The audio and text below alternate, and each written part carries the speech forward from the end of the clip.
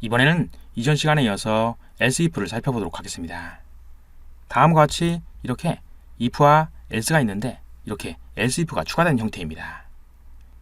저희가 이것을 보면 이 else if가 다른 곳에도 계속 추가될 수 있다는 것을 알 수 있습니다.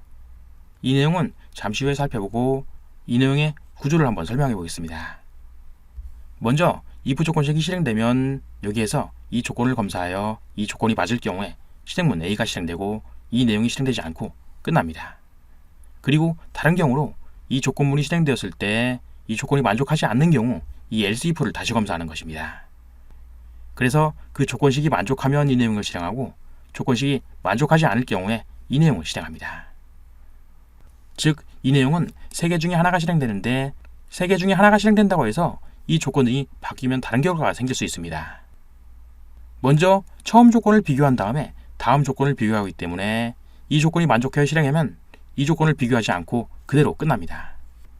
여기에 순서를 한번 살펴보도록 하겠습니다. 내용이 조금 복잡한 것을 볼 수 있습니다.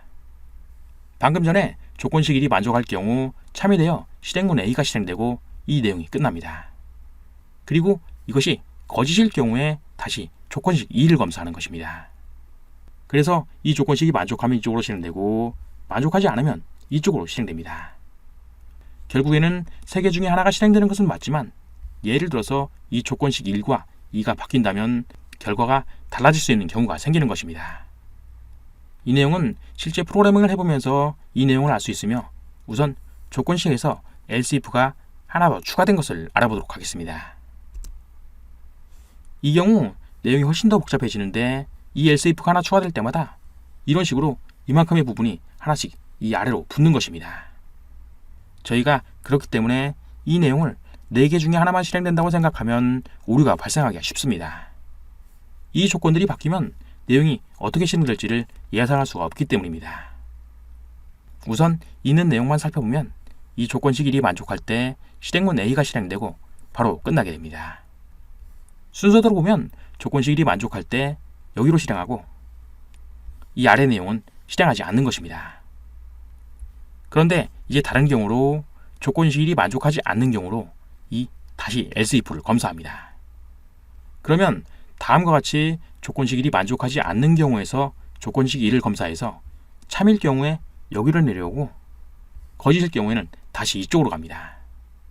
그러면 또 다른 경우가 있다고 생각하고 이번에는 둘 다 만족하지 않는 경우가 있다고 생각해 보겠습니다. 이 내용을 만족하지 않고 이 내용을 만족하지 않고 그 다음에 else if에서 조건식을 실행했을 경우에 이 둘 중에 하나가 실행된다는 것입니다. 이 내용을 만족하지 않고 이 내용을 만족하지 않은 경우에 다시 조건식 3을 검사하여 참여될 때는 여기를 실행하고 거짓이 될 때는 여기를 실행합니다.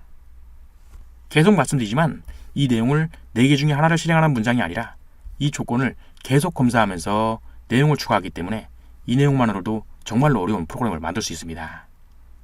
우선 간단한 내용의 예제 코드를 살펴보겠습니다. 다음과 같이 A에 3을 대입한 다음에 이렇게 if와 else if와 else를 추가했습니다.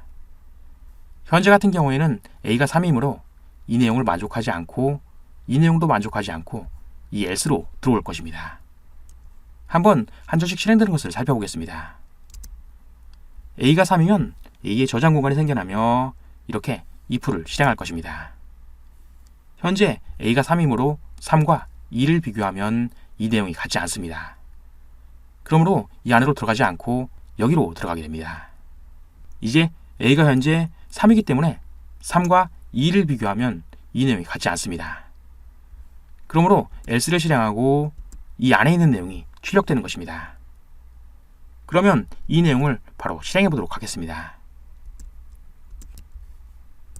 코드에서 비슷한 내용이긴 하지만 삭제하고 새로 작성하도록 하겠습니다. A 변수가 있고 3이라고 적고 먼저 if로 검사를 합니다. A가 1인 경우가 있고 else if로 A가 2인 경우가 있으며 else로 다른 내용을 출력하는 것입니다. 프린트로 A는 1이라고 적겠습니다. 이 내용을 복사하고 여기에서는 A는 2라고 적고 다시 여기에서 엔터를 눌러서 A는 1과 2가 아님이라고 적겠습니다. 이 내용을 저장하고 이 세 개의 내용을 한 번씩 다 실행해 보겠습니다. 그리고 여기에서 이렇게 엔터를 아래로 내릴 수도 있고 이런 식으로 엔터를 올릴 수도 있습니다. 저장하고 이 내용을 실행하겠습니다.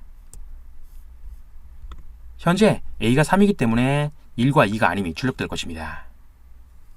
다시 정지하고 코드로 들어가서 이번에는 A를 1로 입력해 보겠습니다. 이 if 안으로 들어와서 여기가 실행될 것입니다. 저장하고 다시 유니트로 들어가서 실행을 클릭하겠습니다. 이런 식으로 A가 1이 출력되었으며 이번에는 2를 출력해 보도록 하겠습니다. 여기에 변수의 값을 2로 바꾸면 이번에는 A가 1인지를 검사하고 A가 2인지를 검사했을 때 이 안으로 들어오게 되어 여기에서 A가 2가 됩니다. 저장하고 다시 플레이를 실행해보면 A가 2가 출력됩니다. 그러면 다시 교환으로 돌아가겠습니다. 현재 조건이 복잡하지 않기 때문에 이 세 개 중에 하나만 실행된다고 생각하면 나중에 가면 큰 오류가 발생될 수 있습니다.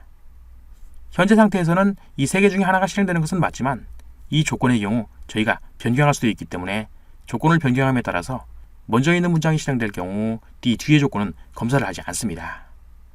순서도를 살펴보시고 나중에 이러한 프로그램을 만났을 때 이 내용을 한번 확인해 보시기 바랍니다. 다음 시간에는 중첩 if를 알아보도록 하겠습니다.